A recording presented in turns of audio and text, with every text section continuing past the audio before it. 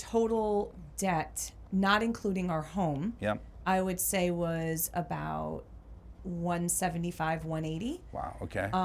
If I include other, like the note, we wanted to lease the car to buy it out at the end. So Okay. in that 3 years, we saved up for what it was going to be to buy it out. Oh, wow. So really, it's about 200,000 total. We had put Holy solar cow. panels.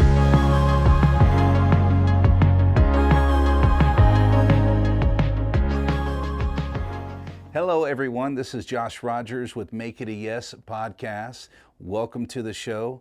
Today's episode is sponsored by Greater Nashville Title Studios. And today we have Divine Stewardship, personal financial coaches, Chris Stanton and his CEO wife, Corinne Stanton. So welcome back, Chris, and thank you for coming, Thank you for Corinne. having us.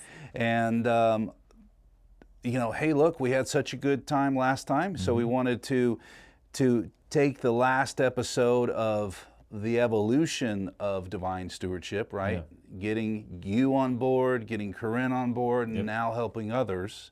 Right. And changing careers. Sure. Not only changing careers, but quitting high-paying jobs to start this passion, project. And for the love of what it's done to your life and for your life and for your lives and for your family, and how you've evolved and gotten to a point where we're debt-free before the age of 40. Right. With massive student loans, cars, debt, house, mortgages. That's pretty massive. And then a massive brain shift, mind shift, emotional shift, family shifts, all those kind of things. I can't imagine. So that's what we talked about before. Now we definitely want to get your perspective on all that, because I was imagining myself in your shoes, or in myself in Chris's shoes, trying to get my wife on board to something this drastic. And for the people that have watched the last episode, it was a long one. We have several, but the thing about Chris, what we've learned, is he dives all in. He dives all in. So he gets this crazy epiphany driving home from bowling one night. He hears Dave Ramsey saying, "Hey, stop being slave to the lender." And then he's like, "Hey, honey, by the way, we're not going out anymore. We're not going on vacation anymore. We're going to get all this debt paid off. And, believe me, trust me, it's going to be great." Mm-hmm. Yeah. Yeah. Luckily, I didn't go that approach. Though. Yeah. I hope, No, right? No. Really? So how did it go? From your perspective? Yeah. From your perspective, a wife, do y'all have children at this time? Yes. So you have what, two, right? You had two at Two that point. and babies. Oh, yeah. They two. were only about a little over a year apart, and there was only the two girls at that point.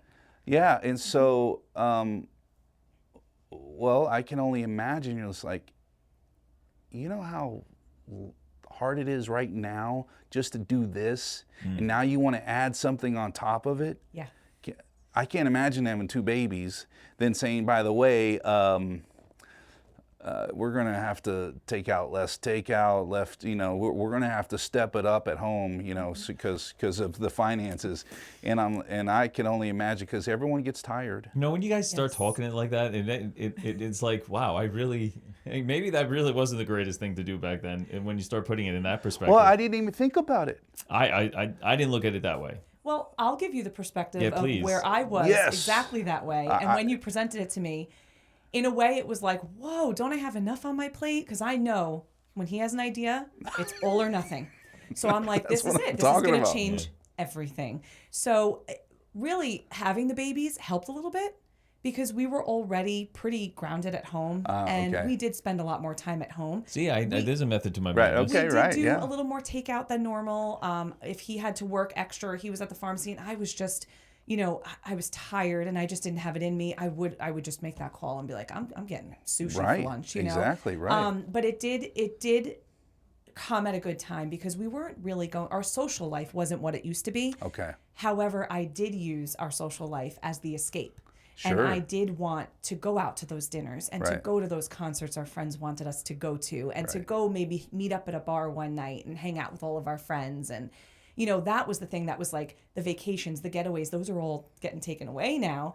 But the way he approached it was a little bit more tactful. I feel like when he came to me knowing that if he came to me as, we're doing this, get on board, we need to become debt free. He knows my personality. I would have been like, whoa, no, I'm not going to do that. I'm going to do the opposite. Right, so the yeah. way he approached me with it was, I've been listening to this guy, Dave Ramsey. He does the Financial Peace University. He set up a program of baby steps where help us get out of debt so that we can have a little bit more freedom financially. Approaching me that way was, all right, fine. What do I need to listen to? What do I need to do next? Because I knew he wasn't going to drop it. Oh, okay. He was not, there was no getting to drop. We had to run this through. Right. So I was like, okay, what do I have to do this? And I started listening. I said, don't make me do anything, but I will listen to the podcasts. Right. And I would listen on YouTube. He would throw it on in the background while we're cooking or putting the babies down or doing whatever. And it was just always there. Okay. And I didn't really have to focus on it. I could still do what I needed to do and have it in the background. I would listen to it in the car when the babies were sleeping as a little background noise for them. And I really got excited when I would hear the debt-free screams. The moment Really? I Yeah. got her to start listening to the podcast in the car, that's when I knew, like, okay, there's hope. We can actually, we may get to the point where She's on board. she's on board. Yeah. Okay. Because me throwing it up in the house is one thing, Sure. but when she now is doing it on her own, That was major. Yeah, that's pretty major. That's the big thing. That's really cool. Being from Nashville, Dave Ramsey's here. And I guess I started listening to him in the '90s. It's going through it. Of listening to him, going, wow, those are kind of cool concepts. Those are cool concepts. And if you've ever been debt free, there's a relief there. But however, with the magnitude of life, with 2 additional lives, and you guys are from a Catholic Italian family, so you have a big family, I would imagine, right? Yep. And you're up north, and so everyone does things together. And so if you start withdrawing from that's an issue. And so, talking off camera or talking earlier, you were like, hey, look, if we're doing this, I don't want all the blame to go to him. I don't want my family to be like, oh my God, what is he doing to you now? Yeah. there was some of that. Sure. There was, I don't know from family, but there were definitely some friends that Yeah. would, and it not just with finances, like it was with other things. So I'd imagine. it was the idea of like, well, that's not really you, Corinne. That's Chris talking, Okay. or he's done that to you, or something to that effect. I got that a lot. You got these ideas in your Yeah. head. Oh my God, just live your life already. Right? So, what's a debt-free scream? What's that? Okay, so a debt-free scream is you go on to the Dave Ramsey, you call in. Okay. You go on the debt-free scream stage if you're there, or you call in, and it's Okay. basically where you started, what your household income was, what was your aha moment, like what was your why. Yeah. Biggest piece of advice you can give to other people, and then your success of like, we paid off this much in this amount of time, we are debt free, and then that like 3, 2, 1, and getting to yell either by yourself or with your spouse that you are debt free and you don't owe anything to anybody. And at first I thought, well, this is for people who make more money than us, but it's not. I saw people do debt free screams making household income of $60,000, $70,000 living in a place maybe like New York that were Right. able to do it. It is not how much money you make. And that was a total motivation for me of Yeah. like, we don't have to make $1 million a year. We just need to apply the principles and be responsible and tell our money what to do. Well, so go through what you just mentioned to us. So imagine you're on the Dave Ramsey stage. So where did you start? From your perspective. Mm-hmm. Where did you end up? So for you that haven't seen the podcast before, we have a nuclear pharmacist, we have a dental hygienist. We're doing okay. We don't need to be debt free. Where all our bills are paid, everything's taken care of. We're pretty secure. Mm-hmm. So where did you start? And then and where did you end up? Like how much debt did you have? So, from my perspective at that time, I could be a little off with the numbers, but what I remember was the student loans. Yeah. You know, my mom put me through dental hygiene school. I was very blessed that Yeah. she did that for me. So I came out of college not having anything. I didn't owe anything to anybody. That's Maybe a awesome, little yeah. credit card debt from, buying too Yeah, much but that was coffee. for you, right? Yeah. Hey. And so now I marry this guy who has 6 figures worth of debt. Right. And he's the one that said to me, like, really? I paid for your college and you marry someone with 6-figure debt? But yeah, that was the thing. It was just like that My payment. wife's mother said the same thing. Yeah, well, Italian. Yeah. So I, and I that was like a lot of, and I knew it was a lot of pressure for him, but Right. it was also like we weren't paying the minimum because then we'll be paying till we're on our deathbeds. Right. So we were tripling it at one point or doubling it. Wow. It was so. Prior to us getting married, Mm-hmm. I was dumping $4,000 a month.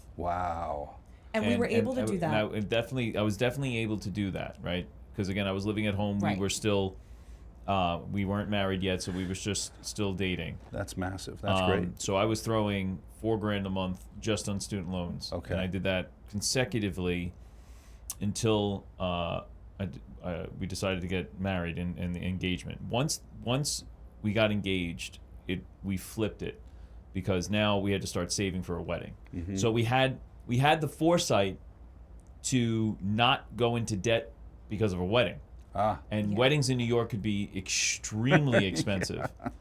Yeah. I don't know if Corinne wants to say the number, but she has 2 older sisters, and they were both married prior. Okay. And she knows how much they paid. Yeah. Wow. And right. we had no intention of spending that much. Okay. And if we were going to spend that much, if we were going to spend, we wanted to be paid for it outright, meaning we Okay. didn't owe anybody anything. Right.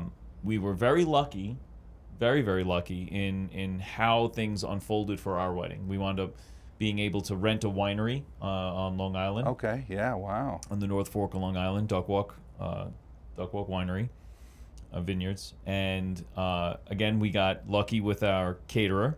Okay. And then we got lucky with the rentals, because when you rented out a winery, you have to bring everything in.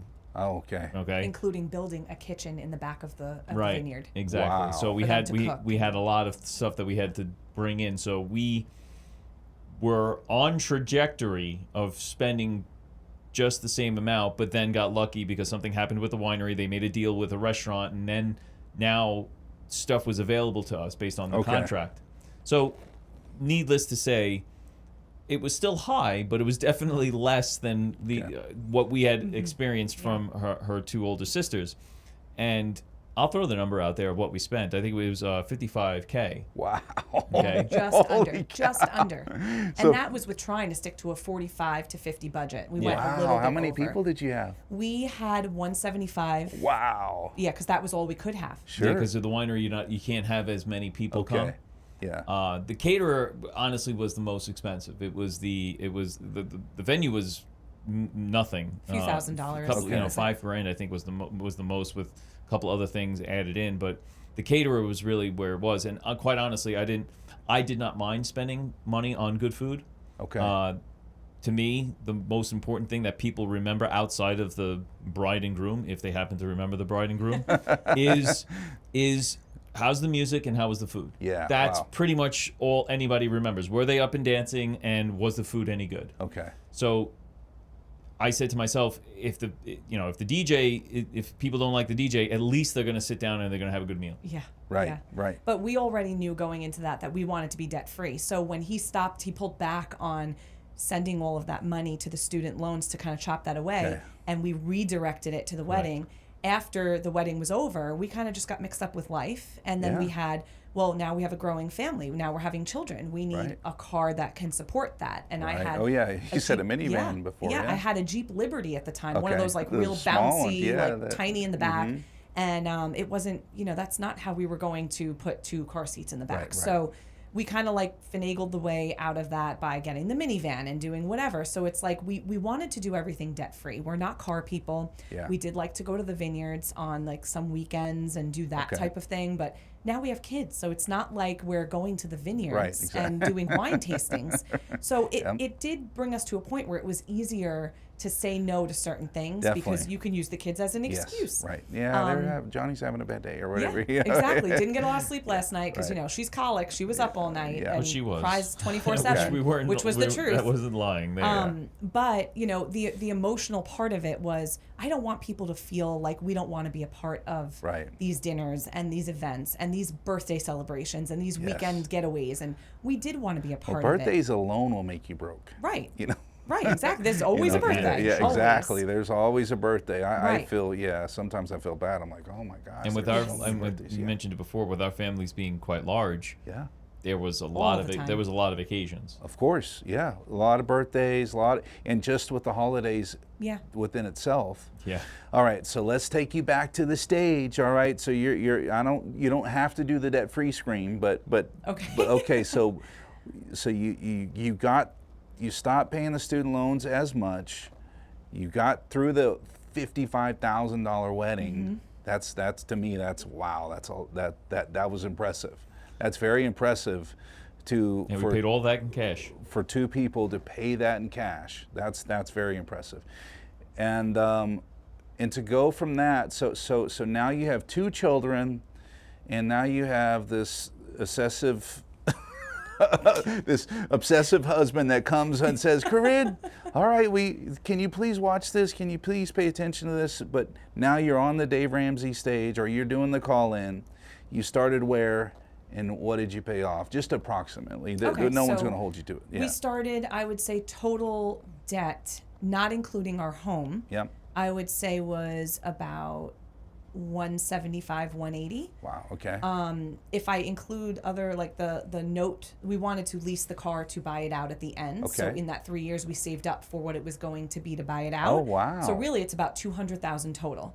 We had put Holy solar cow. panels on our home because Yeah. it made sense. The rebates from New York State were incredible, so Okay. it wound up paying for half of them. Yeah, we got but both we had, state and federal credits. For Right, that. and but we had still $16,000-$17,000 to pay off for that. Right. Then the $17,000 to pay off the rest of the vehicle, and then the student loans. right. So that was so our almost total. 200 grand. Yes, and we had some investments that were not in retirement, just Okay. other investments that we had that we cashed out, and Right. then we kind of like front loaded paying it off. So that was a big chunk. Oh my gosh. Okay. So he mentioned this, but it didn't hit me till now. Mm-hmm.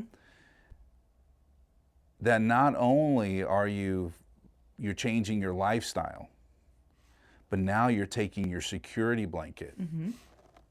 I'm telling you, Yeah. the program is wild. That's why when we finally decided to do it, including stop saving.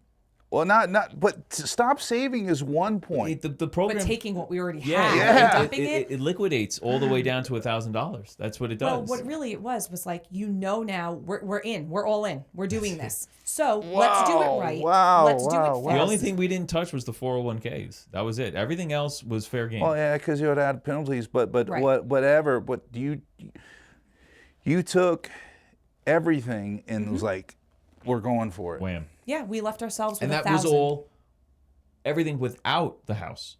Yeah. Yeah. Yeah, 200 grand plus whatever the mortgage was.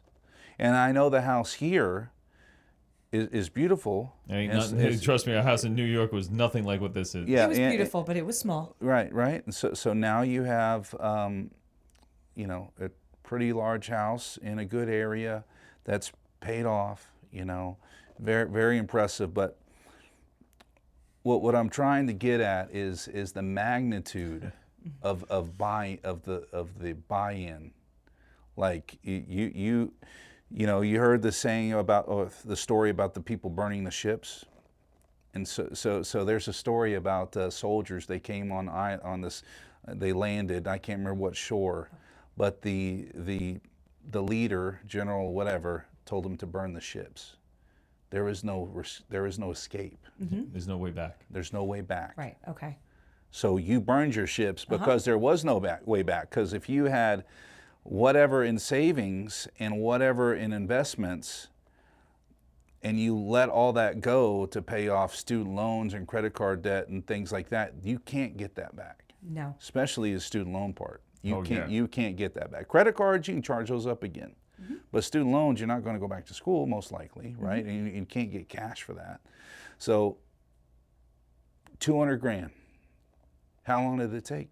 So with dumping whatever we had, Okay. plus stopping our contributions to the 401ks, which was a big deal. Wow. Stopping, not taking from, just stopping them like temporarily, which Yeah, put a flame definitely for sure. Right. It took us about 8 or 9 months, and then we had completely cleared up any debt.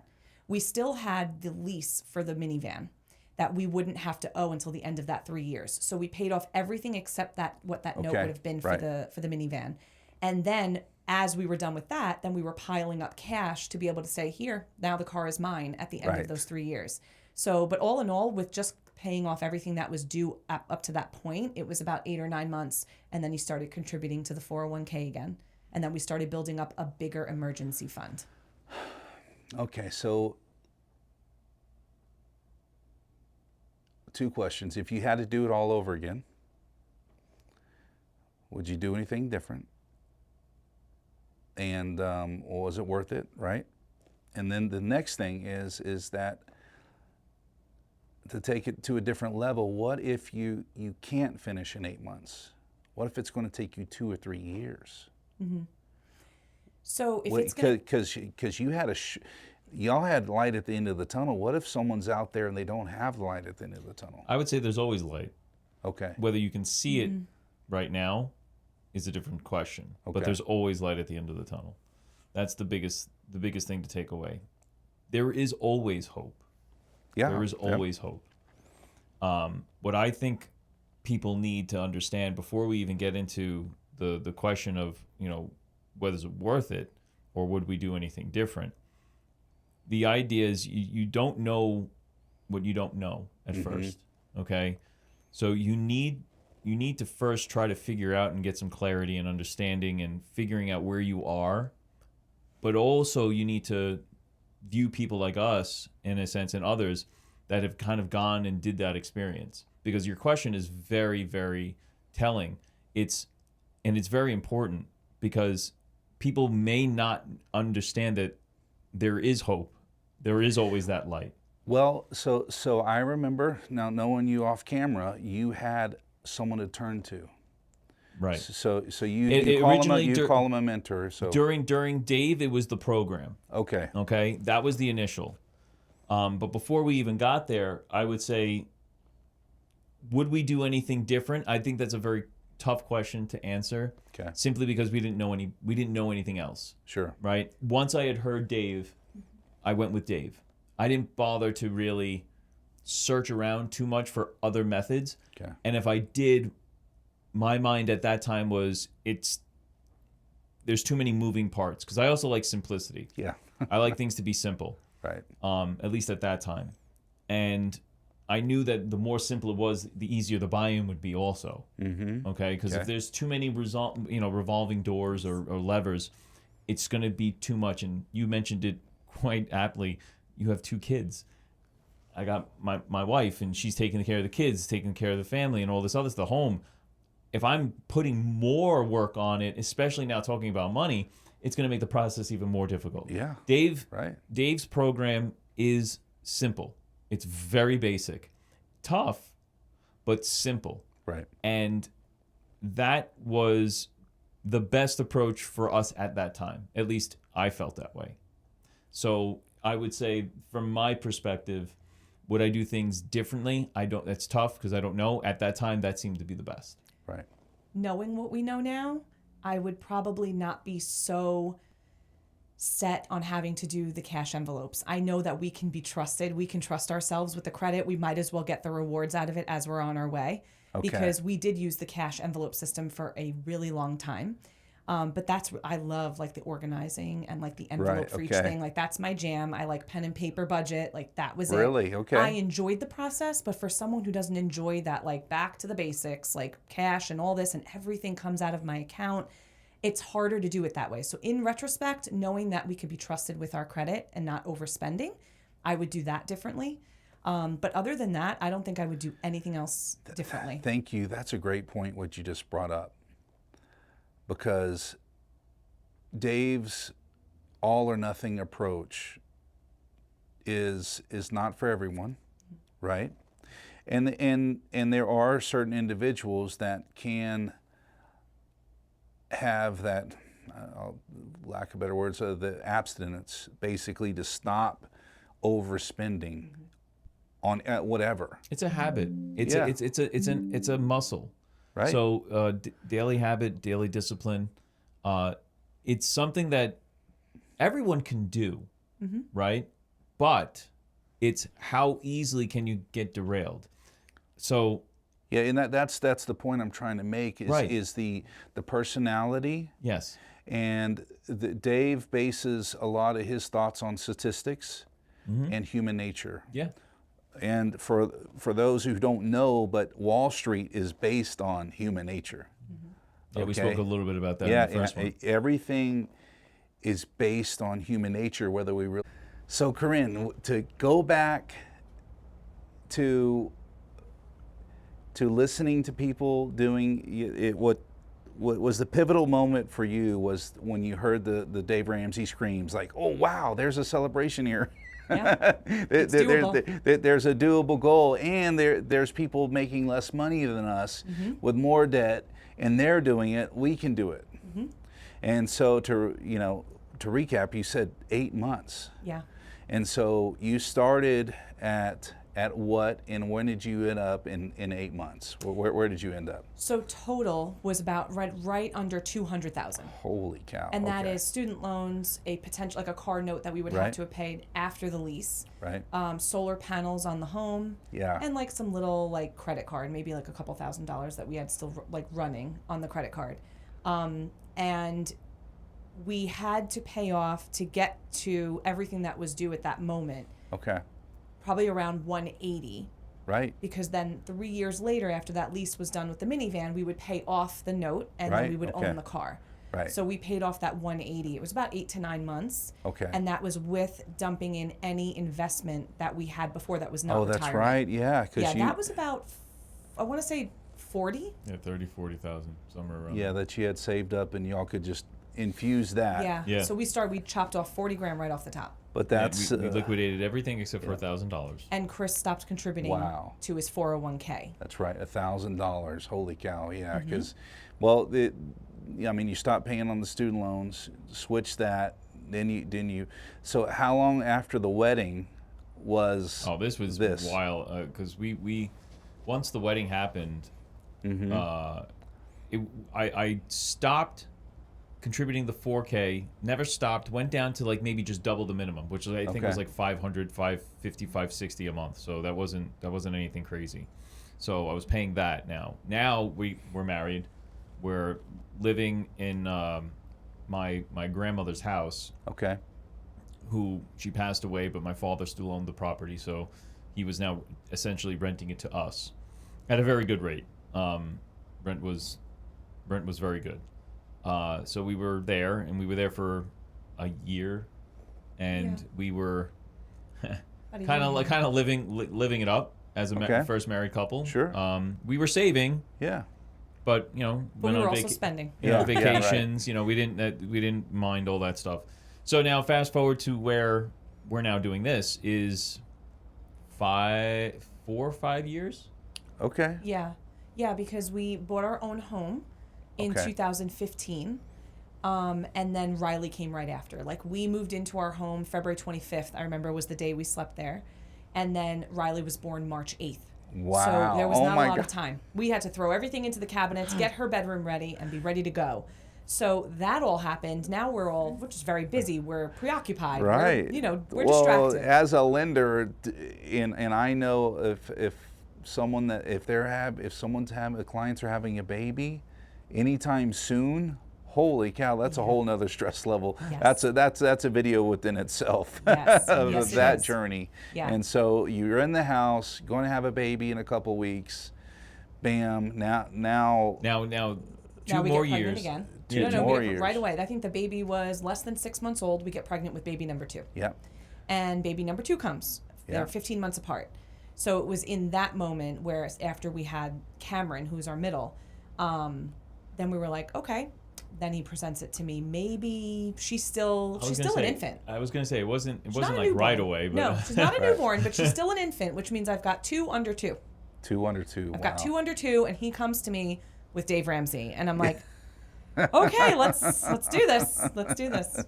Holy Luckily, cow. we didn't have any medical debt. We had Yeah. we had again. We weren't struggling. Like I like to point that out. We weren't struggling, but I think I just got tired. Honestly, I think I just got tired of the Amazon boxes. I just really honestly just got tired. I don't of know the what Amazon he's talking boxes. about. Yeah, I the think that's what it really motivation, was. yeah. Yeah. No, but honestly, that in all seriousness, that was the tactic or the quick history of why we got to that, and then fast forward now to being completely debt free.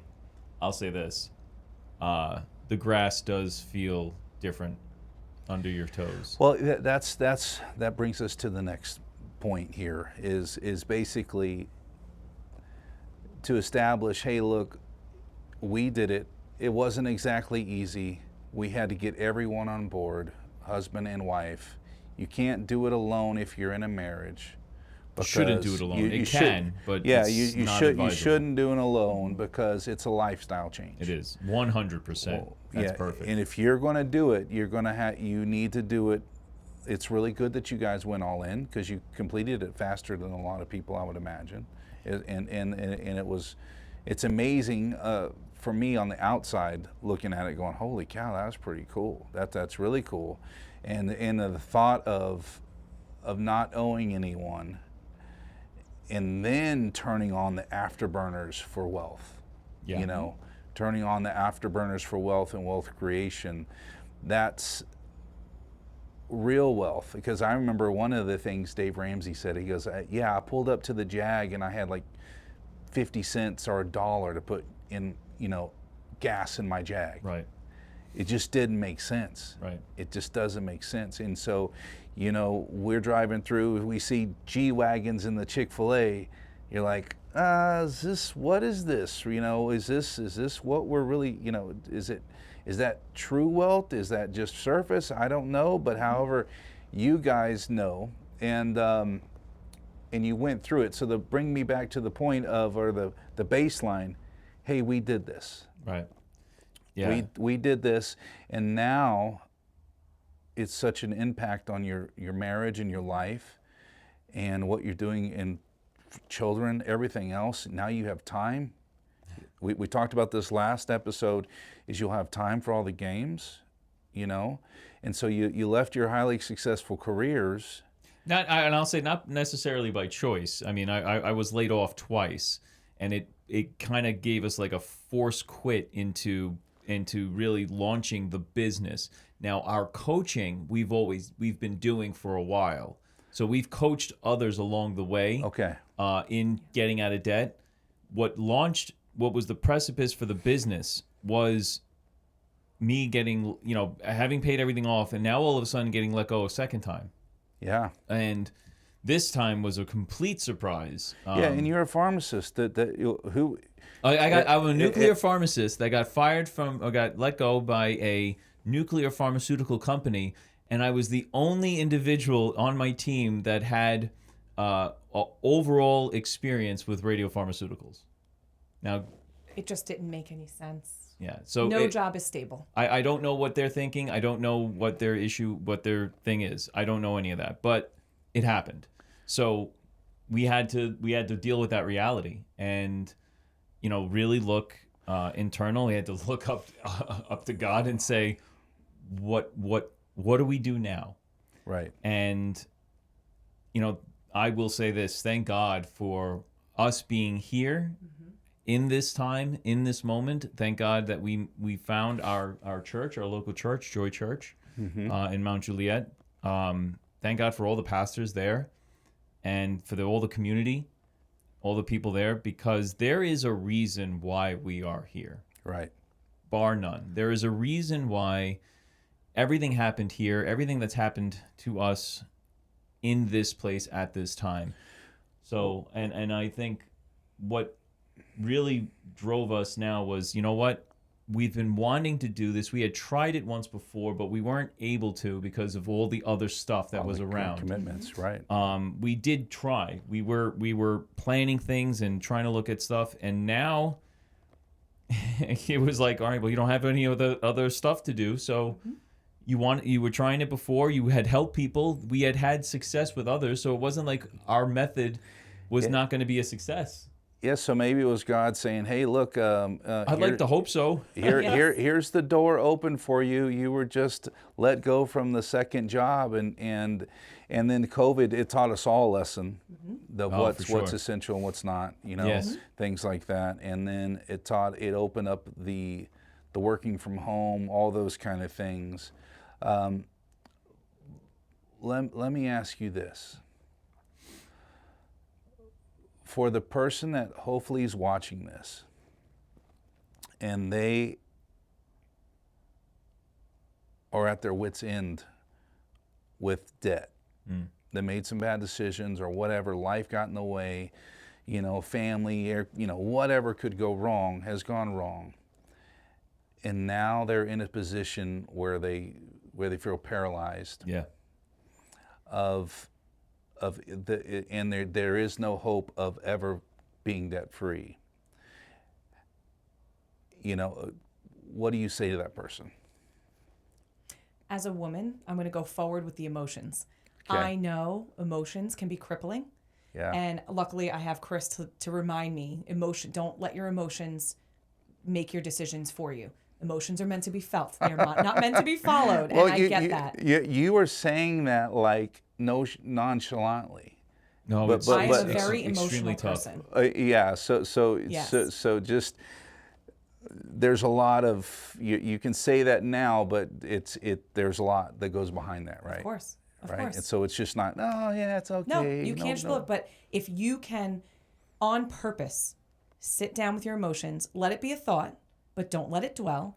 Speak to your spouse. There's always one emotional and one more level-headed, right? One more logical, one more emotional. Yeah. For us, Chris is the more logical. Let's think about this from like let's do the facts. Right. Me, I'm more, oh my goodness, these feelings are overwhelming. Right. So that's where you balance each other out. That's why it's important to do it together, because it's not just the money part, it's not just the lifestyle changes, but it's that part too. That's the emotional part that you have to work through together. It's not easy. Imagine a person that you were just describing having those emotions, but not having that other accountability partner. Right. Well, how are they ever going to be able to see the light at the end of the tunnel? Let's say coach, because what I'm really thinking, being a layman, I'm not being a coach, of someone saying, you can do it. Here's your first step. Right. So any person that's played sports that has struggled has to at least see the value in an objective, another set of objective eyes. You cannot see your best self. It's almost impossible for someone to see their best self. You need someone else to kind of say, you did that fine. You did that right. Or if you think you're absolutely the greatest on something, it's like, okay, you did good, but there's still room for improvement, and here's where you need to improve. You at times, and we all know this, we're our worst enemy or we're our biggest obstacle, right? So we need to have some set of objective eyes looking at us. It's extremely huge, and when I was competing for bodybuilding, it's extremely huge in bodybuilding, right? You may be crushing and I think you're doing everything great, and then all of a sudden you get put up on stage there, and you've got all these other bodies that are just as good a shape as you, and someone's other eyes are working against you. So in this thing, it is no different than with this. They're all the same because the principle is the same. You may not be able to see through the mud. You may not be able to see through the weeds. Mm-hmm. But when you have people like us who are there and who have done it, right? We know the emotion. We know what you're going through. We know all the situations we know the ridicule that you're going to get. Right. Okay? Whether it's on the good side or the bad side, it doesn't matter. We've been through it, and at a relatively young age. Yeah, you know? that's right. So we understand all that. But at the same time, we're there to say, listen, you can do this, number one, because it is possible. That's what you need to know. Yeah. What they need to be able to do is first, you need to just be able to put the emotion aside. And I always say that. And that's, Corinne is so much like, thank God for her, because if it was just me, there would be no emotion in this whole thing. Because I'm so easily, no just rolls off my tongue so well when it comes, like I can put myself through so much sacrifice that it could be a detriment to myself. Like Sure. that's just how I am. I can say no, very easily. So thank God for her to kind of remind me, essentially, like, hey, listen, there is an emotional side to this. People aren't going to be able to do it just like you, and she's absolutely right. And that's kind of the reason why we don't necessarily ascribe to the Dave Ramsey method, because it's very, very one way. Right. There is not a lot of room for latitude, especially if you listen to Dave. Like, maybe the Dave coaches are a little bit different, but if you listen to Dave, he's one way and that's it. Yeah, he's basing it on of human emotion. If I base More psychology, right? right? Yeah. So if I base my audience on 90% of Americans or 99% of Americans, there's only 1% that has the discipline to use a credit card, or whatever that percentage is. Right. Most people just can't have that access. And that's not, it really isn't not true. It's Sure. not true at all. Right. I mean, there are people that could be, you could say frivolous with the spending, but if you're put on a particular plan and you're guided against someone with someone, you could still operate just as well with a credit card. Yeah. But you need the accountability. Well, okay. So I know I need relief. I know if Dave Ramsey's an extreme, or something I don't want to, and I'm gravitating to you guys. So what does it look like? How do I reach out? How do we get in communication with you? What are the first steps? So the first steps are our website. Okay. It's divinestewardship.com. Okay. We have all of our pricing on there. We have our link to make a clarity and alignment call. That's your first step, is to Okay. call us. It's a free call. It's a half an hour, tops 40 minutes. And that's when we go over, where do your values lie as in comparison with your money and your financial habits? Like, what is important to you Right. as a married couple, or if you're single, you do it together. We line everything up. And then your second phone call is another free phone call that goes over your results of, this is where you're at now, but this is where your values lie. This is where you want to be. So we can get you here. We know all of your things, and then we go into more of the personal. Right. So she's absolutely right. The very first thing is a clarity call. Right. You check our stuff out on social media. We've got our podcast on there on YouTube, Spotify, and Apple Podcasts. We have our videos on YouTube, Instagram, TikTok, all the jazz. Take a look at those. If you want to send out a comment, question on that first, dip your toe in the water a little bit, that's fine. But to really go in now, schedule that clarity call. Yeah. We need to see where you are. Right. We need to understand what your beliefs, and Corinne said, your values are. Right. What is it that you deem important, right, when it comes to certain money? And it's a quick, again, 30 to 40 minutes tops. Survey, bunch of questions, ranking system from 1 to 10. So you're just giving numbers, and then with a couple open-ended questions at the end. It's really, really cool. The second meeting is where now she said we go over the result. Now, why that? Why that two-step? Why not just have everything in one? Well, I have to break it down, right? There's a process. Sure. I don't like to just bombard people with anything.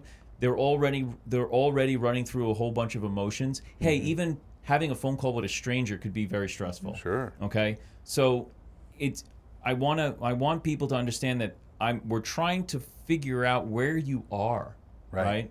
We're trying to figure out what your actual beliefs around money are. Right. Okay. What is it that you truly, truly value when it comes to the money itself and your perception of money around all of that? So, what do what are your expectations also on yourself of where you are? That's a big thing also. You got to get, I keep saying it, the reason why it's called a clarity call, clarity and alignment call, is because we got to get clear where you are, what you're thinking, what your thought processes are.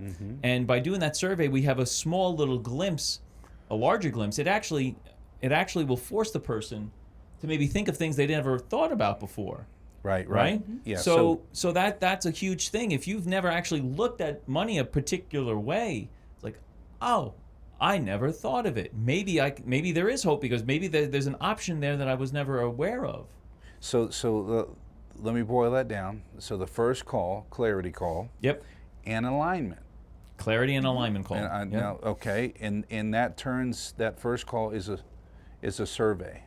Yes, it's a survey with a bunch of open-ended questions at the end. And then the Okay. second call is we get to show you your results. All right, but let me get back to the alignment. Sure. So clarity is to get clear where you're at.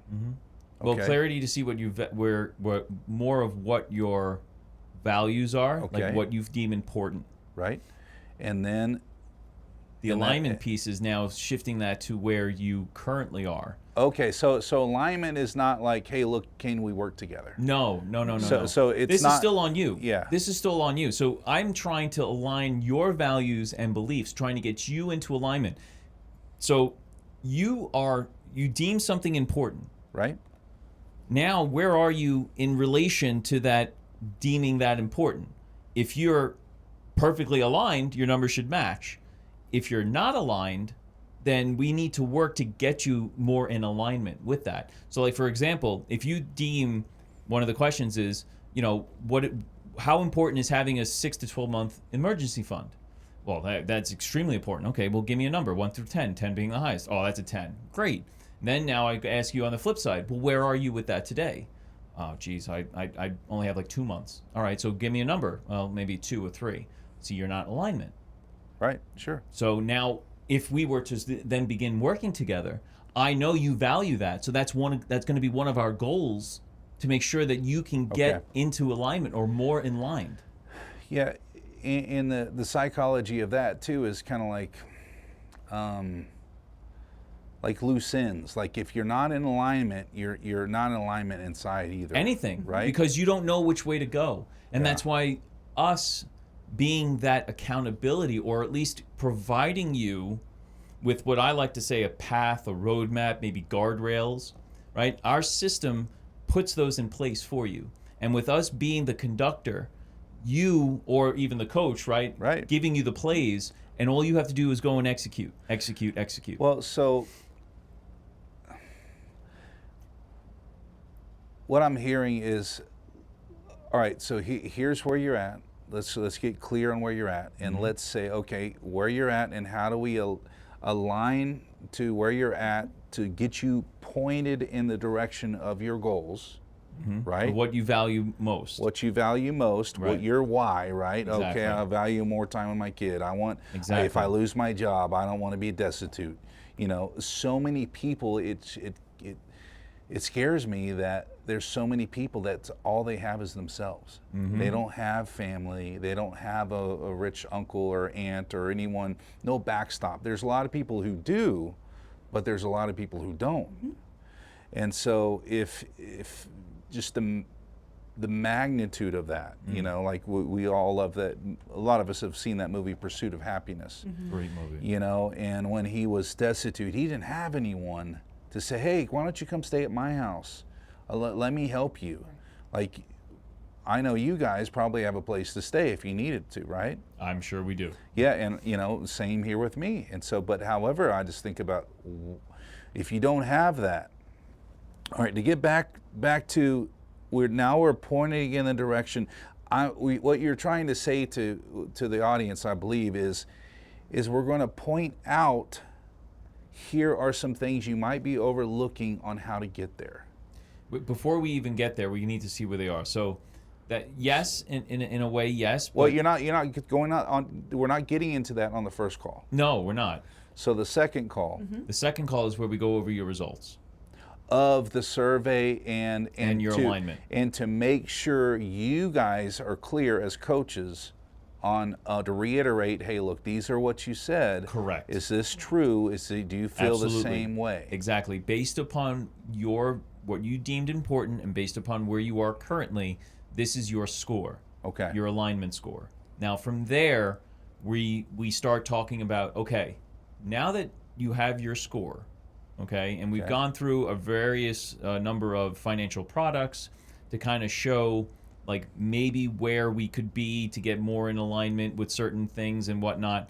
Then it's like, based upon what we've just presented to you, what has stood out to you? What really shocked you? What made you ponder like other ways of thinking about certain things? You know, what about the products did you not know? Like, did you think were maybe more risky and are actually safer, or vice versa? And then it's like, okay, now what do you want to do with that? Like, how does that make you feel? Yeah. Okay, if you're you know, an average alignment score, we want people to be around 85 or better. So if you're an 85 or better, then you're pretty well aligned. You're really good. You're doing it. Yeah. But what if you know, and we've seen, I've had people that are scored like 15, Yeah. 20, 19.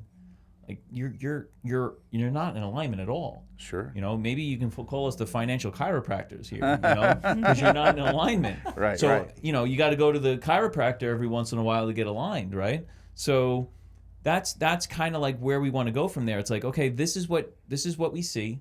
This is where, you know, we think that we can get you more aligned with what you deemed important. It wasn't us. Right. You deemed these things important, and you're saying that you're lacking in these things. So what do you want to do about it now? Right? That's basically what it comes down to. Yeah. And then you guys, I'm assuming, have techniques, and you know, There's all different variety Yeah, of- you're a very studious person, so those kind of things you're going to bring to the table. Yeah, we don't follow just the, you know, like Dave's only thing is the debt snowball. Like, Yeah, right. no, that's not the only method. There are several other methods. Yes, it worked for us, but only up to a certain point. Right. Then we flipped on, as I spoke about, you know, flipped on velocity banking. We looked into infinite banking. We learned about that.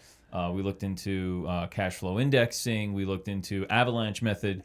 So there's all these different varieties. Now, Well, let me recap what worked for you.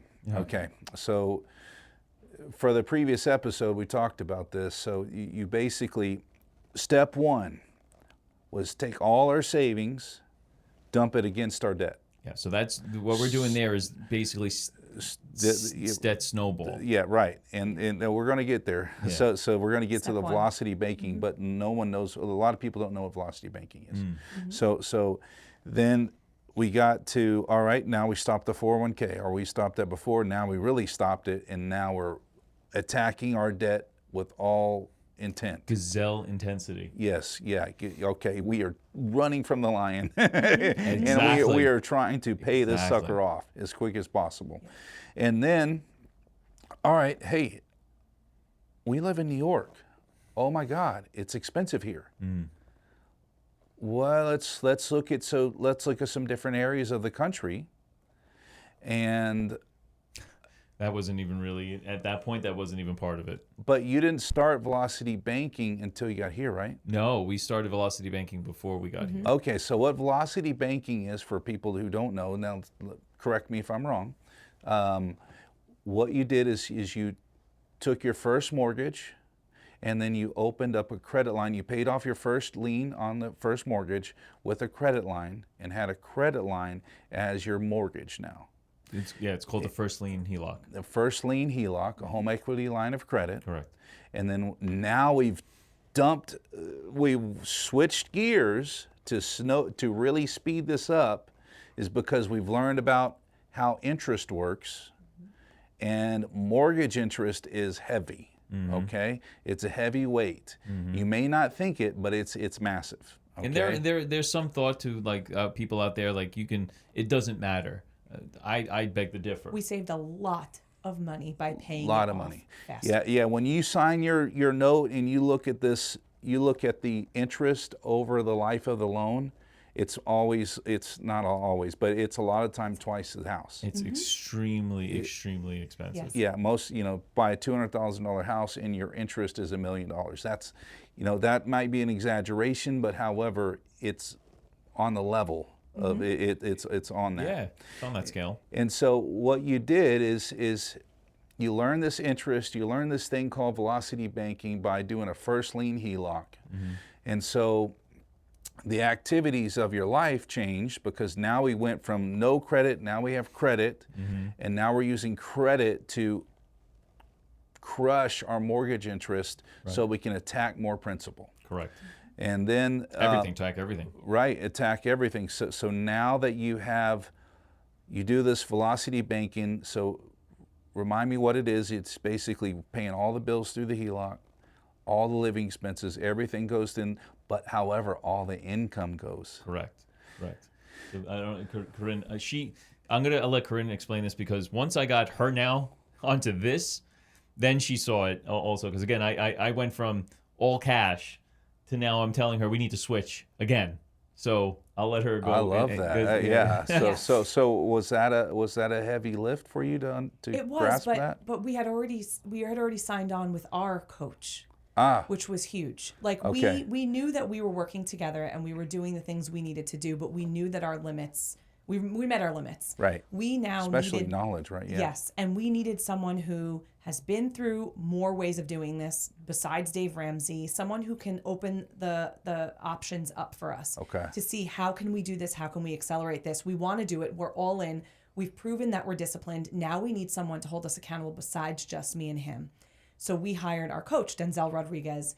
A huge blessing. Okay. And the way that he presented it to us and the way that he got me on board was showing me the case studies of how it actually works. You can tell me the process, you can tell me the technique and how it's going to work, but I don't see it until I literally see it. That's Okay. that's the difference between me and her. Yeah, I need to see it. I could see the process, and if I understand the process, I don't need to necessarily see numbers because I know that if I Right. understand the process, I'm a process guy. Okay. She's more deep Give me down the into process. the I'm weeds. still a skeptic. I Right, need to yeah, see. sure, right. So please explain. And I would watch case study after case study. So love now that, we love have that. Denzel in our Yeah. corner. And now Okay. I'm like, now we're feeling really revved up and we're confident and I'm ready to go. We did this. We did all this. So now we can do this. Yeah, $200,000. Like what? No big Wow, deal. 8 We can months. do this. Right. And we had at the time maybe a little under 300 of our mortgage left over. Wow. Yeah. Because we took So out in total, we're yeah. we're That's right. talking well actually we're talking more because of the other house, but in my imagination that's $500,000 now. Yeah, total. Oh yeah, within about a 2-year span. Yeah. Because we did the 9 months, and then the rest we were at around 380, 370, and then we got under. We were around now 290, something, yeah. 295. So now we sign Somewhere up in with there. our coach. So now Denzel is helping us through it. He explains velocity banking. We're all in. We get this HELOC, Okay. which gives us about 90% of our equity in our I think home, at the time, yeah, it was either 80 or 90, somewhere which around we there. over the years had built up because we had already been throwing extra money towards our mortgage. Plus, we did put 20% down to avoid private mortgage Right, insurance yep. in the beginning. Okay. So we already had a bunch of equity in the home. So we took out that first lien HELOC, which allowed our checking and our HELOC balance to be all connected. Right. So now at the time, I'm getting paid this Friday, he's getting paid next Friday, I'm getting paid the following Friday. So every time that money went into that checking account at midnight every day, it would sweep into the HELOC. And now if there was $4,000 to be thrown in there, it went directly to the loan. That now satisfied the interest payment that we needed to satisfy for that month. We're done for the month. Plus Right. any principal And now left. Right, and now we're all chopping you have away in at the the principal. principal. We're chunking at it. And now as everything goes in, our interest goes down for that month. So Right. you want to keep the money in there because every time you remove money from there, if there's a bill paid out of the checking and it has to sweep in the opposite direction, Right. you're now affecting that interest against you. So we want to keep as much money as we can in there, which is like the incentive to keep it going. Okay. And then that's where the credit cards come in. Let's put everything on the credit card. Let the money stay in the HELOC. Let's pay less interest, and all of that interest that we're getting cash So back. it's more than one step. Oh, yeah. It's the Simultaneous. It's a multifaceted approach. So the HELOC, Wow, okay. the HELOC allows you to extend your extremely large amount of line of credit. okay. Okay, while now obtaining the deed to your home. Right. So now what happens is, in order to keep all the money in the account, to lower the amount of interest payment that you owe, you float money with a credit card.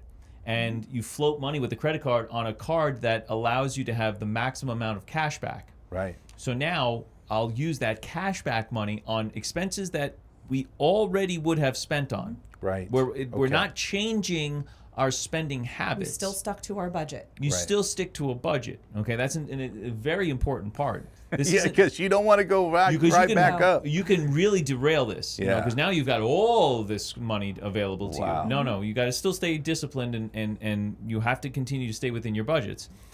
But now you take that cash back, and it'll essentially offset or minimize the amount of interest that you've owed on the main HELOC. So I gave the example in the last podcast. Let's say it was $700 worth of interest, and I was getting $300 back in cash back. Okay. I offset the amount of interest I owed or paid by $300, right? So I now only paid $400 in interest as opposed to the $700 because I utilized the cash back that I got on expenses I've already would have spent money on. Right. Nothing extra. If there was, fine, but it's generally the same amount. Right. And then I just divvied that in. And now, every month that goes by, my amount owed is less. Why? Because I'm still having positive cash flow at the end of the month going into the account, and now the interest owed is less and less and less. Right. So now there gets to a point where there's equilibrium, let's say, of cash back value that I'm getting back from the credit card now equals the same amount of interest. So now I'm canceling it out, and then if I continue to go, guess what? I'm now not paying any interest because now my cash back is not only satisfying the interest payment, but it's extra. Wow. So you can get to a point. I didn't where know you're- that. Yeah, because Okay. that's how it plays out. So you can get to a point where you're no longer paying any interest on your outstanding principal HELOC. Wow. That's the value and the power of it. And it now speeds up even faster because now you know you're no longer paying any interest on that loan. Everything that you're hitting is now going debt. And now it's all boom, boom, boom, Okay. boom. All right. So for those That's who, a lot. That's a lot there. But that's massive. That's now let me bring into perspective. All right. So if you look at your mortgage bill right now, say you have a regular mortgage. For those who are watching, look at your mortgage bill right now. If you're within 7 years of the start date, look at what's actually going to principal. If you have a $2,000 house payment, $4,000 house payment, whatever it is, say $3,500 of that is going to interest. And it depends on the interest rate. 'Cause Sure. Certain Yeah. people may have better interest rates with the traditional. Right? Okay. We did it because we wanted the speed of getting everything off. Right. We actually took a little bit of a hit on interest, but we knew that time-wise, we were going to be able to attack that faster and ultimately pay less. So what would you say to the person that has 3% interest but they have all this equity? We have to take a look. It We depends on went- what your goals are. I remember what it was. We went from a 3.125 interest rate Really? for Oh our mortgage my to a gosh. 5.99 with the HELOC. And at Yeah, first I and was now like, the HELOC's rates are up now. And Right, but right. you got to also understand it's two different types of interest as well. Right. One Sure. is an amortized, one is a simple. Yeah, So okay. there's differences there in Okay. in the amount of interest. And like you said, an amortized is a schedule. Yeah. Right? So it's a scheduled type of payment. So the interest is divvied up along the length of the loan, right? The length of the mortgage. With the simple But it's interest, front end loaded though. That's the It is, problem. it That's is. the problem with the mortgage, yeah. but the thing is that with the simple interest, it's a daily occurring. Okay. That's why keeping all the income in the account longer You're is more offsetting that beneficial. interest Exactly. a lot better, yeah. A lot Exactly. and faster. even Okay. going up more than 2%, we still attack that mortgage so much faster. Yes. Right. Changing That's the point. at nothing about what we were doing with budgeting and all the things. It was the same exact thing that we were on. We just all of a sudden went from, okay, we're doing this to, wow, we are doing this. And we didn't change anything. So to recap, so I know you guys got prior commitments, and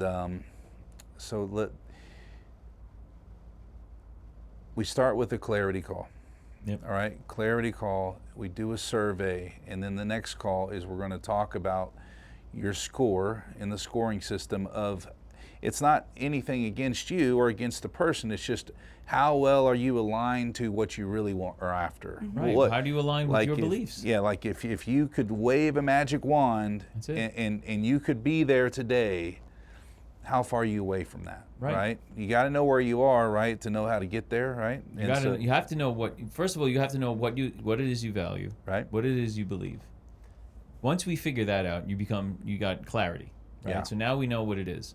Now you got to kind of say, okay, this is where I am based on that. Yeah. Okay. And again, like you said, it's neither good nor bad. It's just now you know where it is you are. Okay. From there, we now start to ask, well, now that you see this, what is it that you want to tackle first? Like, well, how does that make you feel? Where is it? What is sticking out to you? Once we have a clear idea of what that impact is on you, and whether you now want us to be the ones that can help you align better and get more in alignment with your finances, then we go from there and talking about, okay, well, let's start working together. Okay. And that's where all that comes into play. Okay. And, it's not just finances, it could be security, and security with life insurance, because there are people that may be great with income but have no security for legacy. And that's something that I always have a big thing with, because of what happened with my father, and even with my wife. We both lost our fathers young. Corinne lost her father when she was 14. Wow. I lost my father late 20s. But the impact of not having like security, like life insurance and things like that, things that I thought was basic, Right. not a lot of people are aware of. And the struggle within the family that resulted because of not having something like that is really impactful, and I don't ever want that to happen again. So that's one of my main facets when I talk to people, and one of the main strategies that we have. Like, if you don't have this, or if you have one, let's review it, because I want to make sure that at least we have that security blanket for you. It's the ultimate emergency fund, because if everyone needs life insurance baseline, bam. If you get married, if you have someone depending on you, or if you want to contribute to someone else's life, or they're going to be affected by your passing, if you would be surprised on how many people don't have that. And we are not guaranteed tomorrow. Nope. Right. We're not guaranteed tomorrow. We have no idea what's going to happen. And the worst thing that we could do, just looking at it from my shoes, is if I were to leave this earth, where would my wife be? Where would my kids be? Right. What would happen? Where'd my mother be? There's things. Some of us take care of other people. Exactly. And so you That's why when we start working together, it's like, okay, what is your situation? Where Right. are you right now? Because what you did in the past doesn't necessarily matter anymore. It's this moment forward. Right. Yeah. And the thing is that it is kind of invasive a little bit. You're going to be talking about things, and you're going to be opening up about decisions you've made to get you to where you're at. How do you explain to someone it's not about judgment, and how do you get through that of like, hey, even though we weren't there exactly, but we were there, and we had all these other things that happened to us personally, but I'm just trying to fit in the person that, hey, look, I drive the Jag, I live in the house, I'm doing this to protect my marriage. Mm-hmm. If I change this, if I change my lifestyle, I could lose my marriage. What knowing that you may lose your marriage, It's really tough. You know, it's really tough in those situations when you have a spender, then you have a person that's trying to keep up with the spender. You know, I look at that, I'm like, wow, that guy's got an expensive wife. Oh gosh. What I can say to that is, yeah, so if your marriage is based solely on the things the stuff that you have, that's to us not really a very strong marriage. That's not what marriage should be based on. Yeah. It's nice to have the stuff if you can do it and if it doesn't Sure. affect, long term. Right. But, one thing about, I know with us, everything is fully confidential. Your business would never be discussed with anybody else because we know from experience the shame and the guilt from not managing your finances properly, what Sure. that can do to somebody. So when you come to us and you describe where you're at and what emotions you're feeling, and it's that super vulnerable moment, Yeah. we've been there. Yes, we weren't falling apart at the seams, but we had our own issues behind closed doors that maybe people didn't know about. So we understand the emotions that are attached to having maybe not stewarded your money perfectly up until this point. But Sure. the point is you're doing what you can now going forward because you can't look in the past. Right. You can start today towards your future.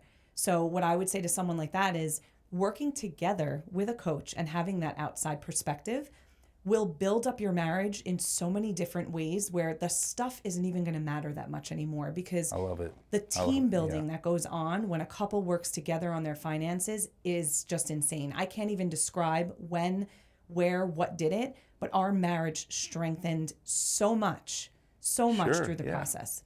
So the mutual respect we have for each other and everything that we do, we talk about communication. So Yeah, and he said, Chris said something last time is you can't keep your spouse in the dark. You can't, and there's, which I didn't think about and I didn't realize there may be animosity there between people that do that. I am guilty of that. Hey, look, it's me, I'm on the hook here, I need to get it done. I can't explain everything. You would have a heart attack. There's a heavy weight Yeah, there. it is a heavy weight, And, yeah. and I couldn't have said it any better, and that's why she's my secret weapon in all Yeah, of this. yeah. There is a humbling effect. Yeah. There really is. Even from a man's perspective, if you're the breadwinner, there is a heavy responsibility that society, yourself, whatever you want to say it, that the male breadwinner has, or whether it's the female, it's the person bringing in the major portion of the income, maybe the only portion of the income. And you said it, there's that sense of, I got this, or I'm supposed to get this. This is Yeah. supposed to be my thing. Well, so let's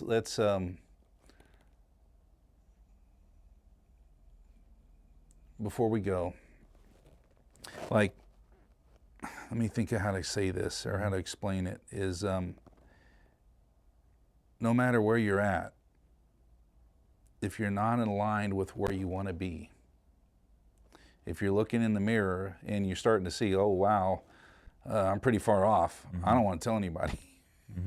That's okay. But however, the thing is that if you start somewhere, right? And if you start somewhere and then you do, just imagine where you're going to be if you don't. Right. You don't know where. With something like this, at least you have a direction to go. Well, the thing I'm thinking of is if you got 6 years on a car note, you got 30 years on a mortgage, and you are 45 years old or 50 years old, how much time you got left? How much time do you have left? And so if you don't want to, and I look at it, I'm like, where am I going to be when I'm 70? Where am I going to be when I'm 60? How's it going to look? How am I going to do the things I want to do? There's talk about these kids out there, they can't afford houses, and the companies are buying houses and driving up the prices. And what is it, Blackstone, BlackRock? Well, there's several of them, and we want to. That's one of the episodes we want to talk about this in the future. But if you don't get your finances under control, That's the thing. It does. You could not. everything in the world can affect you outwardly, Yeah. but you need to work on this first so that you build up the armor so that that doesn't affect you.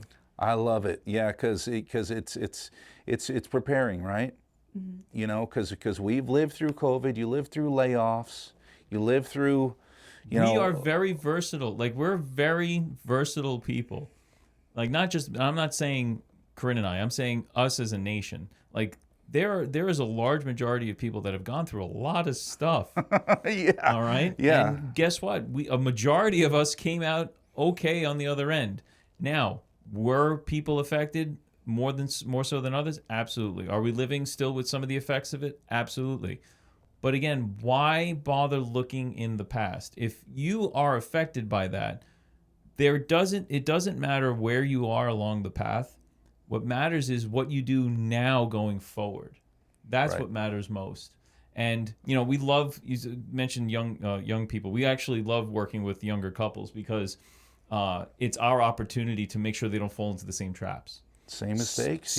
Start building that armor. Start building those reserves. Start figuring out and building capital now and doing it the right way so that you can go forward and have that financial security. Not only life insurance, but having financial security in order to push through any headwind that's there in front of you. Man, I love you said that because here's where it took me.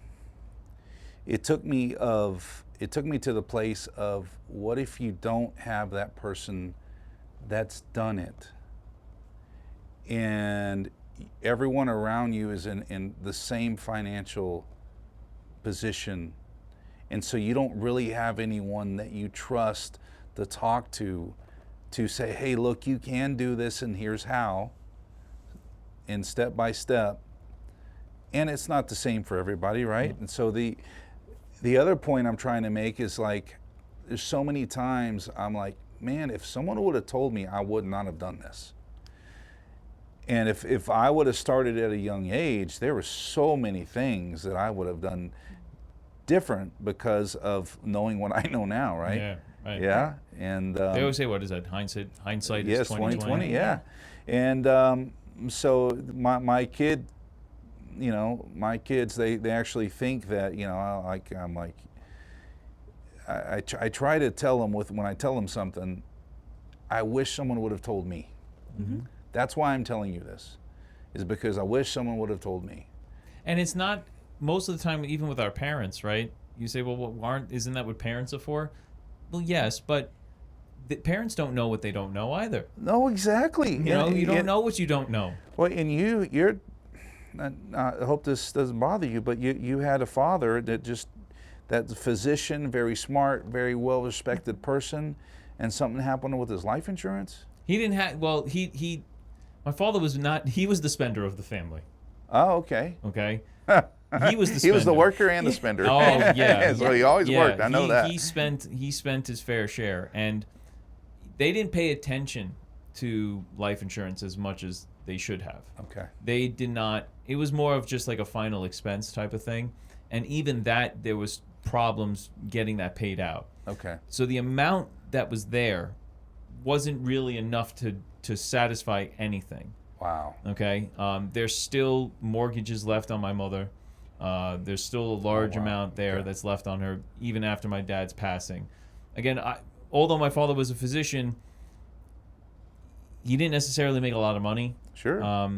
His practice was successful in the sense that he ran it and he had patients and all that stuff. He put us through college, or helped put us through college. I have 4 of the siblings underneath me. Yeah.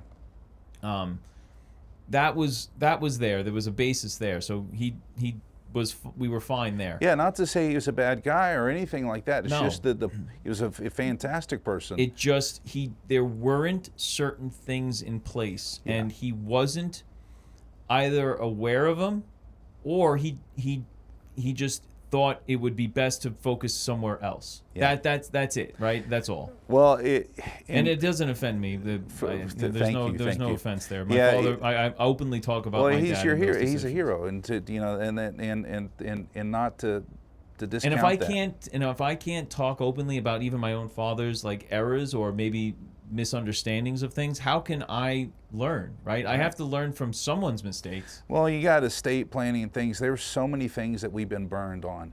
Now, the thing that we want to leave people with is if you don't get control of yourself, this world's going to eat you alive. Absolutely. This world is made to eat you alive. The devil is there to distract you. Yeah. That's it. He is there. That is his main goal, is to distract you. And the more distractions he can throw at you, the better he's got you. You know, and that's it. And that's why it's, divine stewardship. I mentioned this last time. We're given everything from God, right? And that includes money. Right. Okay? He allows us to receive certain gifts and talents, and then utilize those gifts and talents to receive, and he gives it all willingly and freely. But if you then go and take that and squander it and aren't doing your part to steward it, you're being distracted by the devil and doing certain things and going in different directions. It's going to, it doesn't matter how much money you make, it's never going to be a blessing on you. It could become a torment, really. Yeah, and I don't know. Do you feel the same way? And I was thinking of something that our pastor said. I think it was this past service, about like when you are the smartest person in the room, find a new room. Yeah. Don't always be the smartest one. Don't always be the one that knows it all. Be the one that learns it all. Be a learn-it-all, not a Be know-it-all. around people. That's Be a awesome. learn-it-all. That's a not good and thought. be That's around good. people who can help you, who can mentor you, instead of having to rely on just yourself and what you know. Surround yourself with people that you want to be more like. If they're better financially, put yourself around people better financially. With us growing this business, we want to be with people who have successful businesses, who Right. have done this and who know what to do. And it goes for anything, finances especially, I feel like. Yeah, I love that. And, the thing too is that you're scripture based, okay? You're Bible based. The divine stewardship. We talked about before the talents. And so that's who you are as a couple, as a unit, as a business, of bringing in those values, that culture aspect, of Christianity. Of living through different levels of Christianity, from Catholicism now to Non-denominational. yeah. And anyway, the point of it is no matter where you're at, and if you a coach will definitely, I can see this, a coach will be the mediator between you and the spouse. In a financial world, like, hey, look, here is what I would advise you guys to do, and so they could both get, if the wife's the spender or the husband's the spender, that it can go both ways. You just talked about it, right? And poor planning, and it's not even about getting rich. It's about what are things you don't think about.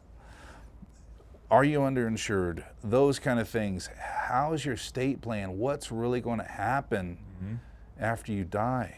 Some people don't even look as far as retirement. So I have a short that's coming out soon that goes and show the majority of 25 to 45-year-olds spend more time planning on a vacation than they do on actual retirement.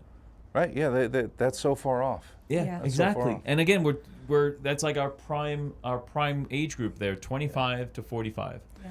Well, and I love that, because you really need the help, and I mean, people need the help, and there's not a lot of good advice out there, and there's a lot of There's a lot of quick, rich schemes and quick, rich ideas. Sometimes they work. Most of the time they don't. I like to be very methodical. I like to be very principled. That's the approach I take. Well, how many times, so I know you guys got to go, but how many times have we seen people get great wealth and they're broke? Look at the millionaires. I mean, right? We actually, there And used or to be a have miserable program. lives. There used to, Yeah. I think there was a TV program, right, on how millionaires Like squander. people who won the lottery and where Right. they're at today. Yeah, And the it's lottery. like- That's what I meant. yeah, yeah. And how they've become broke. And that's another thing I wanted to bring up is that like we know we can help anybody. Right. We know you bring your problems to us, we will come up with the solutions. We will help you through. If we can't, we'd be very upfront No matter about if you're it. making $1 million a year Exactly. or $10 a year. But Yeah. you also have to be willing to put in the work That's and to be the big thing. consistent and to be diligent. Small things over a long period of time. This isn't a quick fix overnight thing. How long did it take you to get into the position that you're in now? Give us some time to get you out of it because we know we can. That's not the issue. It's are you willing to do it? Awesome. Yeah, because you guys day in and day out for how many years? Many now. Yeah. I mean, Is it 8 Cameron years? is now 8. Yeah. So when she was an infant, and this is when we started everything. Yeah, so it's been about 8 years of day in and day out decision making to get to where you're at now. But also look at it this way. People will say, wow, that's 8 years. That's such a long time. Yeah, but we're now completely debt free in only 8 years. Right. And you're looking at close to $1 million because of the house plus that Yes. maybe over definitely close to 600,000-700,000 that we were completely in debt, let's say, Yeah. right? Yeah. And only 8 years now we are completely debt free. Well, if you look at it like that too, is like, hey, look, we're So it's D- two you- different you- ways of you- looking at the you're- same thing. with all the house and the items and everything, you're easily at $1 million. You're worth $1 million at least. Oh no, yeah. So Yeah, and our so- value, our worth is well over $1 million, and even that, like you said, estate planning. We now have a trust. Yeah. We have things in place for protection, more protection than even just life insurance. Yeah. Our goal now, at least in our stage, is now legacy building. Yeah. Right. So that's something that I want to bring more to even the audience. Right. Imagine that someone asked me this. He goes, "What is your ultimate goal with like having or building a legacy? What does a legacy mean to you?"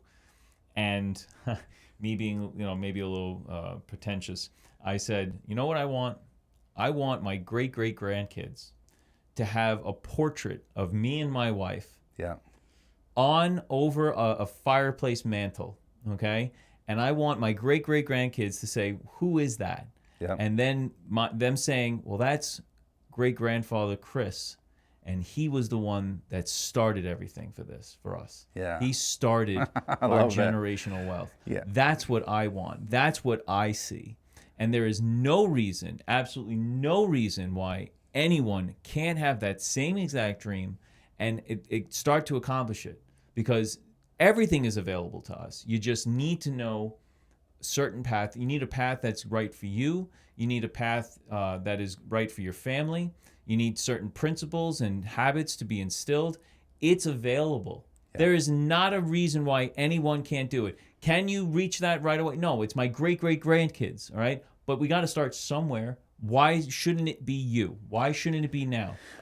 Well, the other thing is what that I know we're ending that lottery thing. If you won the money, if you got all this money, if you sold an item, you become an NBA star or NFL star. How are you going to keep that wealth, and how are you going to grow the wealth? You can't outrun bad habits. What does money do? What does money do to us? We talked about it in one of our podcasts. What does money actually do to the person? It just accentuates what already is there. That's it. So when you have a little money or you have a lot of money, your value is exactly the same. We have to attack that. That's what we need to attack. It's the underlying, what is it that you do with it? Money isn't the problem. Yeah. Money is not the issue. We talk about it in our Biblical Money Myths podcast. I love that. Where That's a good title, right? That's Money's our not the- that's our money's that's not our the issue. podcast title for that one is our Biblical Money Myths. And one of them, the very first one, is people will say, Christians will even say, money is the root of all evil. And that's completely wrong. Right. They're not reading the scripture passage right, if they're even reading it at all. Right. The scripture says, for the love of money is the root of all evil. Mm-hmm. The love of money. It isn't the money. Money is just a piece of paper. It's just a coin. Right. we give it value. It's the love of it. I love this. Right. Because now if you love this, you can't love God, Right. right? Or you're putting this over God. You can't, we said, you can't have two masters. You cannot serve two masters. Right. So that's what we need to change. Mm-hmm. We got to change that. Because it doesn't matter whether you have very little or whether you have a large amount. You're going to squander it. Well, I love it too, is because if you can establish these habits, that when you get wealth, you won't lose it. You'll be able to grow it, you know, and you'll have good habits. It happens to everyone. Yeah. Josh, it happens to everyone. Look at the Vanderbilts. Yep. Vanderbilts don't have money. They had to sell significant portions. If they do, it's very minimal to what Right. they had, their empire. But look Right. at the Rockefellers. Yeah. I mean, It's the different. Rockefellers right there, they've still got family money. Yeah. So it again, two very wealthy individuals that built dynasties. One is now squandered. The other one is still there. Given your personality, I would imagine that you've studied the Rockefellers. I've definitely looked at both. A Let's little make bit. sure. I wanted to make sure that I knew what to do, or a path on what to do, and then a path on what not to do. Well, how Right. nice is it if you get you want to do something and all of a sudden there are principles and guidelines to use? Well, isn't that what we have? The financial principles in the Bible. God created us. Right. God knows how we function best. He has laid out principles and things to help you be prosperous and be successful. And why not use it? Yeah, great point, because there's another saying like, if you apply the principles of the Bible, I haven't never seen it make someone's life worse. Exactly. Never They can you always- apply all the principles in the Bible and your life gets worse. It can't happen. Yeah. It can't happen. That's amazing. That's amazing. I love that. So remind us where they find you. Sure. So divinestewardship.com is our website. Okay. You can find us at Divine Stewardship on just about every platform. Okay. Instagram, TikTok, YouTube, Yeah. And Facebook. Facebook. Yeah, Sorry, I forgot about we're gonna Facebook. be on YouTube. Yeah, for so sure. our podcast is on YouTube on our video section. If you like audio, Okay. we're on Spotify and Apple. Okay. Podcasts. Amazing. All right. So Fantastic. we're doing, as of right now, we are scheduled for 2 podcasts episodes a week. Okay. Throwing videos and reels and videos out like that daily. So we're pumping things at least 5 or 6 times a week. So Well, the real thing too is that you guys have devoted your lives to this calling. yeah, We talked about it before. It's a calling, and let them help you. Let's talk about it. Let's start the dialogue of what are your options. yeah. What are your options? And That's what they need to know. You Yeah. have other options. There is more. There is a hope for you. For you. What you need is first clarity. That's it. You need to Yeah. see where you're aligned. What do you value most? What are your beliefs? And are you aligned with that? And if you're not, that's where we need to start. beautiful. Thank you so much, guys. Thank you for having Thanks us. again. Awesome.